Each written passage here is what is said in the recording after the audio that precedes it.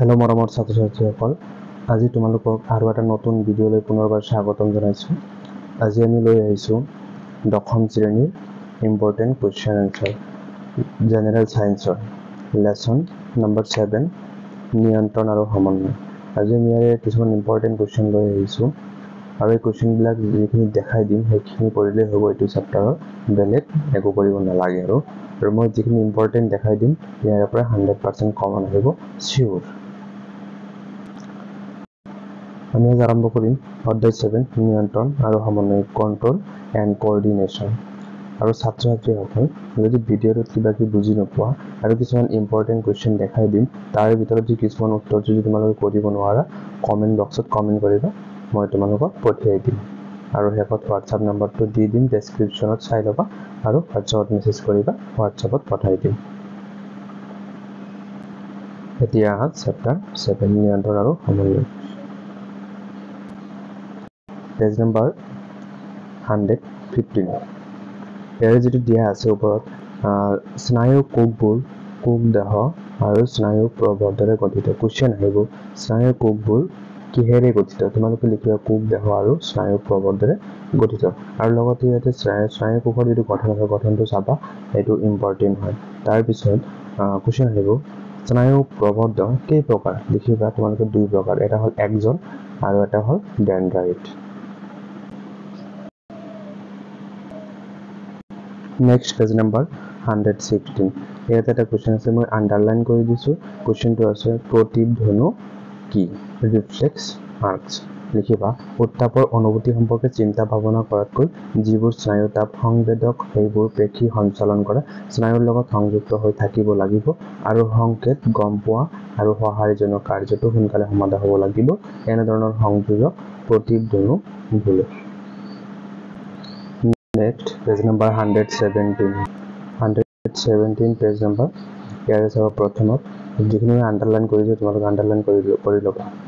question আছে দেহৰ মুখ্য সমন্বয় কেন্দ্ৰ মস্তিষ্কত কেন্দ্ৰীভূত মস্তিষ্কৰ ভাগ কেইটা ইয়াতে লিখিবা কেন্দ্ৰীয় স্নায়ুতন্ত্ৰ কিহেৰে গঠিত লিখিবা মস্তিষ্ক স্নায়ুৰজ্জু লগ লাগি কেন্দ্ৰীয় স্নায়ুতন্ত্ৰ গঠিত তাৰ পিছত ইয়াতে এটা কোৱেশ্চন আছে যে প্ৰান্তীয় স্নায়ুতন্ত্ৰ কাক বোলে আৰু প্ৰান্তীয় স্নায়ুতন্ত্ৰ বা প্ৰান্তীয় স্নায়ুটো কেই প্ৰকাৰ তোমালোকে লিখিবা দুই প্ৰকাৰ এটা হল কৰতীয় স্নায়ু আৰু এটা কি স্নায়ুৰজ্জুৰ পৰা উৎপত্তি অসংখ্য স্নায়ুসমূহ লৈ এই গঠিত হৈছে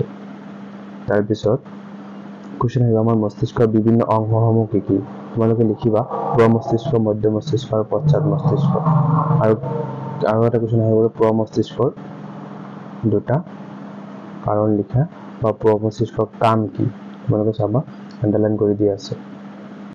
নেক্সট পেজ নম্বৰ 118 এই যেটো ডায়াগ্ৰাম যেটো দিয়া আছে মানুহৰ মস্তিষ্কটো ইম্পৰ্টেন্ট হয় আৰু ইয়াতে যিবিলাক চিনাক্ত কৰি দিয়া আছে ইয়াৰ পৰা যিকোনো এটা এমসিকিউ আহিব আৰু কেতিয়াবা ডায়াগ্ৰামটো দি থাকিব এবিসিডি দিয়া থাকিব এটো চিনাক্ত কৰি কিনে তোমাৰ এমসিকিউটো মিলাব লাগিব যেনেকৈ প্ৰমস্তিষ্কৰ কাম আহিব পাৰে বা কাৰ্য আহিব পাৰে তাৰ প্ৰমস্তিষ্কৰ অৱস্থান কি কত অৱস্থান হয় চেৰিব্লামৰ অৱস্থান কত হয় হাইপোথেলামাছৰ অৱস্থান কত হয় ইয়াৰ কাৰ্য বা কাম কি এইবিলাক কোৱেশ্চনটো আহিব তোমালোকে চাবা তাৰ পিছত তলত যিখিনি আন্ডাৰলাইন কৰি দিয়া আছে যে আহাত দেখিলে আমাৰ লালতি ওলাই হৃদয় স্পন্দনৰ কথা নভাবিলে ইয়াৰ স্পন্দন হৈ থাকে এনে ধৰণৰ কাৰ্য আমি ইচ্ছা কৰিলেও নিয়ন্ত্ৰণ কৰিব নোৱাৰো উশাহ লবলৈ আহাৰ পাচন হোৱাৰ কথা ভাবিব পাৰিবানে সাধাৰণতে প্ৰতিক্ৰিয়া যেনে চকুৰ মনিৰ আকাৰ সলনি কৰা চকিখন ঘূৰাই দিলে চিন্তাৰ অনুভূতি আদি কাৰ্য আন এবিধ পেশী চিন্তা নকৰাকৈ চালিত হৈ থাকে এনে ধৰণৰ অনিচ্ছাক কাৰ্য কোনে কৰে মধ্য মস্তিষ্ক আৰু পশ্চাৎ মস্তিষ্ক পেজ নম্বৰ 119 প্ৰশ্নাৱলী চাবা ইয়াৰে কোৱেশ্চন নম্বৰ 2 চাবা 3 চাবা 4 চাবা নেক্সট পেজ নম্বৰ 121 ইয়াৰ যিখিনি মই আন্ডাৰলাইন কৰি দিছো যে কেম'ট্ৰপিজিমৰ এক উদাহৰণ হল ডিম্বকৰ দিকে পৰাগনলিকাৰ গতি কোৱেশ্চন আহিব কেম'ট্ৰপিজিমৰ এটা উদাহৰণ দিয়া লিখিবা ডিম্বকৰ দিকে পৰাগনলিকাৰ গতি নেক্সট পেজ নম্বৰ উলিয়াই লোৱা 122 ইয়াতে কিছুমান অক্সিজেনৰ নাম দিয়া আছে যে অক্সিজেন নামৰ এটা সংযোজনী পদাৰ্থৰ সংশ্লেষণ হয় ইয়ে কোষৰ আকাৰ ডাঙৰ আৰু দীঘল হোৱাত সহায় কৰে কোৱেশ্চন আহিব কোষৰ আকাৰ ডাঙৰ আৰু দীঘল হোৱাত সহায় কৰা সংযোজনী পদাৰ্থটোৰ নাম কি লিখিবা তোমালোকে অক্সিন বুলি লিখিবা তাৰ পিছত দি আছে জিবাৰেলিন জিবাৰেলিনৰ কোৱেশ্চনটো আহিব যে উদ্ভিদৰ আন এবিধ সংযোজনী পদাৰ্থৰ নাম কি জিবাৰেলিন যেটো কি কৰে অক্সিনৰ নিচিনাকৈ কাণ্ডৰ বৃদ্ধি হোৱাত সহায় কৰে এইদৰে সাইটোকাইনিনে কি কৰে কোষ বিভাজনত সহায় কৰে আৰু এটা হেৰি আছে এফচাইচিছ এসিড নামৰ এটা সংযোজনী পদাৰ্থ যে কি কৰে উদ্ভিদৰ বৃদ্ধিত বাধা দিয়ে আৰু এই সংযোজনী পদাৰ্থটোৱে উদ্ভিদৰ বৃদ্ধি হ'ব নিদিয়ে এইবিধ সংযোজনী পদাৰ্থৰ প্ৰভাৱতে গছৰ পাতবিলাক সৰি পৰে তোমালোকে মনত ৰাখিবা যিখিনি দিয়া আছে যে অক্সিন যেটো দিয়া আছে তাৰপিছত জিবাৰেলিন সাইটোকাইনিন এফচাইচিছ এসিড হয় না এই চাৰিটাৰ বিষয়ে মনত ৰাখিবা ইয়াৰ পৰা 100% এটা কোৱেশ্চন তোমালোকে পাবা নেক্সট তোমালোকে প্ৰশ্নাৱলী চাবা কোৱেশ্চন নম্বৰ 1 চাবা 3 চাবা 5 চাবা পেজ নম্বৰ 124 উলিয়াই লোৱা ইয়াতে এটা কোৱেশ্চন আহিব থাইৰয়েড গ্ৰন্থিয়ে কোনটো হৰমন প্ৰস্তুত কৰিবৰ বাবে আয়োডিন প্ৰয়োজন হয় লিখিবা থাইৰক্সিন হৰমন প্ৰস্তুত কৰিবৰ বাবে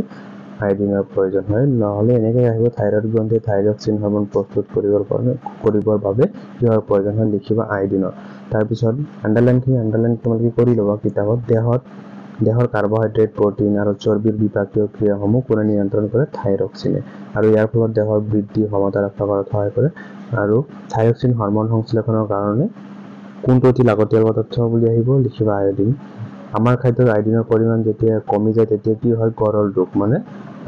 গৰল ৰোগ হয় মানে এইটো হোৱাৰ সম্ভাৱনা হয় গৰল ৰোগত ভোগা ৰোগী যেটো ডিঙি থাকে ডিঙিটো কি হয় ফুলি ওফন্দি উঠে তাৰ পিছত নেক্সট যেটো প্যাৰাগ্ৰাফ আছে দেহ বৰ্ধনকাৰী হৰমন নামৰ এবিধ হৰমন আছে এটো কোনটো গ্ৰন্থি নিঃসৰণ কৰে তোমালোকে লিখিবা পিটুইটাৰী গ্ৰন্থিয়ে নিঃসৰণ কৰে কোৱেশ্চন হ'ব দেহ বৰ্ধনকাৰী হৰমন নামৰ এবিধ হৰমন কোনটো গ্ৰন্থি নিঃসৰণ কৰে লিখিবা পিটুইটাৰী গ্ৰন্থি আৰু এবিধ হৰমনৰ কাম নামৰ দ্বাৰা অৰ্থাৎ দেহৰ বৰ্ধনৰ বিকাশত এইবিধ হৰমনে সহায় কৰে আৰু বাল্যকালত এইবিধ হৰমন নিঃসৰণ কম হয় ভাওনা হয় আৰু বাল্যকালত যে পিটুইটাৰী হৰমন যদি কমকৈ নিঃসৰণ হয় তেতিয়া কি হয় ভাওনা বেমাৰটো হৈ যায় তেতিয়া কি মানুহজন ওখ নহয় মানে সাইজটো মানে ঠিকে নহয় আৰু মানে ডাঙৰ নহয় সৰু হৈ থাকে তাৰ পিছত সচৰাচৰ কেতিয়া 10 ৰ পৰা 12 বছৰ বয়সৰ শিশুৰ আকস্মিক কিছুমান পৰিৱৰ্তন দেখা যায় এনেবোৰ পৰিৱৰ্তনৰ কাৰণ হ'ল কৈশোৰ কালত ল'ৰাৰ টেষ্টোষ্টেৰন আৰু ছোৱালীৰ এষ্ট্ৰজেন নিঃসৰণ হয় কোৱেশ্চন হ'ব কৈশোৰ কালত ল'ৰাৰ কি নিঃসৰণ হয় লিখিবা কি হৰমন নিঃসৰণ হয় তোমালোকে টেষ্টোষ্টেৰন আৰু ছোৱালীৰ কি হৰমন নিঃসৰণ হয় এষ্ট্ৰজেন মনত ৰাখিবা তাৰ পিছত তলত যিখিনি আন্ডাৰলাইন কৰিছো ডায়াবেটিস ৰোগত আক্ৰান্ত ব্যক্তিক ডাক্তৰে কি বেজি দি চিকিৎসা কৰে তোমালোকে লিখিবা ইনসুলিন বেজি দি চিকিৎসা কৰে অগ্নাশয় গ্ৰন্থিয়ে ইনসুলিন হৰমন নিঃসৰণ কৰে যদি যথোপযুক্ত পৰিমাণে ইনসুলিন নিঃসৰণ হয় তেন্তে গ্লুকোজৰ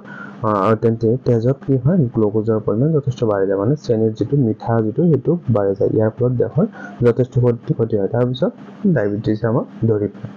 মনত ৰাখিব আহিব ডায়াবেটিস ৰোগত আক্ৰান্ত ব্যক্তিক ডাক্তৰে কি বেজি দি চিকিৎসা কৰে ইনসুলিন বেজি দি চিকিৎসা নেক্সট পেজ নাম্বাৰ উলিয়াই লবা 125 ইয়াত এটা কোৱেশ্চন আহিব যে কি পদ্ধতিৰ দ্বাৰা দেহৰ হৰমন নিঃসৰণ সময় আৰু পৰিমাণ নিৰ্ধাৰণ হয় তোমালোকে লিখিবা ফিডব্যাক পদ্ধতি উদাহৰণ স্বৰূপে তেজত গ্লুকোজৰ মাত্ৰা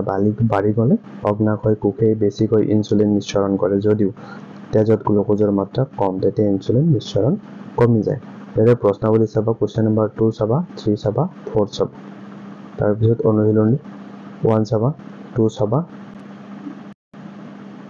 3 চাবা 5 চাবা 7 চাবা 9 চাবা 12 চাবা মৰমৰ ছাত্ৰ-ছাত্ৰীসকল তোমালোকে এছএছ এক্সাম দিবা আৰু যিখিনি দেখাই দিছো ইয়াৰ পৰা 100% কমন থাকিব আৰু যেটা কমন নাথাকে তোমালোকে মেছেজ দিবা যে স্যাৰ ইয়াৰ পৰা কমন পৰা নাই থ্যাংক ইউ ছাত্ৰ-ছাত্ৰীসকল পিছলৈ আমি নেক্সট ভিডিও এটা লৈ আহিম